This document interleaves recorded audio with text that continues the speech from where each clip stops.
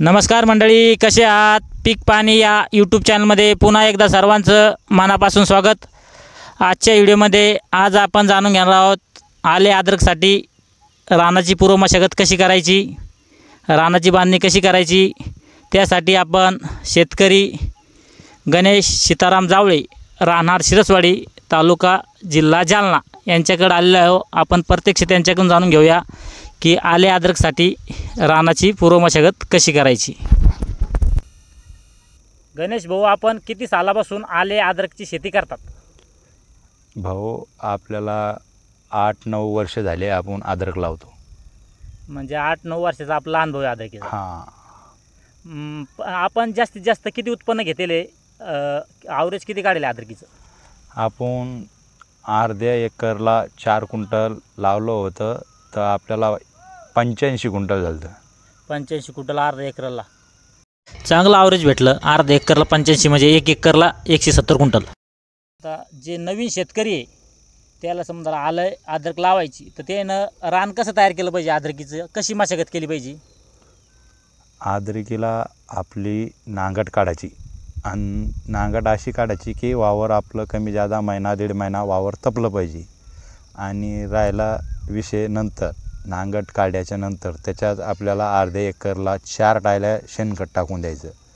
आणि शेणखत टाकून दिल्याच्या नंतर मग रोटा हाणून घ्यायचा, वावर तपू द्यायचं होतं, काय अडचण नाही। पण ते एकदम बेडवर टाकलं ना, मग काय होतं माहिती आहे का, आपण पहिलं पाऊस पडता पडता अद्रक लावतो आणि मग ते शेणखत टाकलं, ते काय होतं त्याच्यातल्या आळ्या उन्ह्या त्या तशाच राहतात। त्याच्यामुळं नांगट काढल्याच्या नंतर पुऱ्या वावरात 4 टायल्या पांगून द्यायच्या। आणि नंतर शेणखत टाकणं आल्यावर मग आपल्याला त्याला वखरची पाळी मारायची का रोटा मारायचा? हां, नाही, मग रोटा हाणून घ्यायचा, मस्त रोटा हाणून घ्यायचा, वखर हाणाचं, वखर हाणल्याच्या नंतर मस्त बेड पाडून ठेवायची। बस जेव्हा पाऊस पडला त्याच्यानंतर अद्रक लावायचे। आता बेड मी पुरे रेडी करून ठेवले। हे इथं बेड आपले रेडी करून ठेवले, फक्त पावसाची वाट पाहायची। पाऊस पडला वावणी की आपली अद्रक लावायला जमते। आले अद्रकसाठी आपल्याला शेती कशा प्रकारची पाहिजे जेणेकरून आपलं उत्पन्न वाढन व आपलं रोगराई कमी राहील आपल्या पिकाला? हे बा, शेती कसं आहे, कोणाची भुरकी राहते, कोणाची काळी बी राहते आणि कोणाची लाल तांबटी बी राहते। अद्रकीला एवढाच विषय, लाल तांबटी बी असली तर चांगली, काळीची असली चांगली, नशी ही भुरमुटी असली तर काय अडचण नाही। फक्त त्याच्यामध्ये पाणी नाही तुम्हाला पाहिजे, आपलं पाण्याचा पुरा निचरा व्हायला पाहिजे, हलकी बारीक काही नाही। फक्त शेणखत आपण कसं आहे, थोडा हलका असलं आपलं रान, तर एखादी टायली शिल्लक की आपल्याला त्या शेणानं आपलं कसर निघून जाते उत्पन्नाला। म्हणजे पाण्याचा निचरा होणार रान आपलं पाहिजे। हां, बरं गणेश भाऊ, मग आपण आता ह्या शेतात आपण अद्रक लावली तर पुढच्या वर्षी आपल्या ह्या शेतात अद्रक लावायला चालेल का?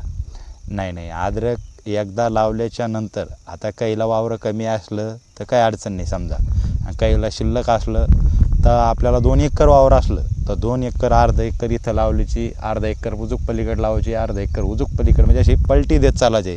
आपण डबल समजा इथं लावली उजूक, तिथं लावली, इथं लावली, रोगराई जादा येते, झडीतला भेटत नाही आणि रोगराई जादा येते। तुम्ही पहिल्या वर्षी जेवढी अद्रक तुम्ही वावर पलटून लावसान तेवढा आपल्याला रिझल्ट भेटन आणि रोगराई बी कमी येते। बरं, धन्यवाद। पण तुम्ही जाता नवीन शेतकऱ्यांना काय मेसेज देऊ इच्छिता? मी शेतकऱ्यांना एवढं सांगू शकतो की ज्याच्याजवळ 4-5 एकर वावर आहे त्यांना अर्धा एकरचा अद्रकीचा प्लॉट लावा। अर्धा एकर आहे, भाव आपल्या हातचा राहत नाही, पण अर्धा एकर प्लॉट एक पलटी मारून बी लावला तर काही अडचण नाही। अद्रक असं पीक आहे, 2 वर्ष 3 वर्ष बी लॉस झालं तर 1 साल ते पैसा देऊन जातं। मी आता गंज 4-5-7-8 वर्षापासून लावतो, पण यंदा माझा 4 क्विंटलला 3.5 लाखाचं उत्पन्न झालेलं आहे। मग 4-5 वर्ष 7-8 वर्ष लॉसमध्ये गेले असं नाही ना, पण मग अर्ध्या एकरला इतके पैसे दुसरा माल कोणताही देऊ शकत नाही। बरं, या ठिकाणी गणेश भाऊनं आपल्याला खूप छान माहिती दिली, अगदी सुरुवातीपासून तर शेवटपर्यंत। ह्या व्हिडिओमध्ये आपण इथेच थांबूया। हा व्हिडिओ आपल्याला आवडला असेल तर व्हिडिओला लाईक व शेअर करा व आपल्या पीक पाणी या यूट्यूब चॅनलला सबस्क्राईब करा। पुन्हा भेटूया अशाच आगळ्या वेगळ्या व्हिडिओमध्ये। जय जवान, जय किसान।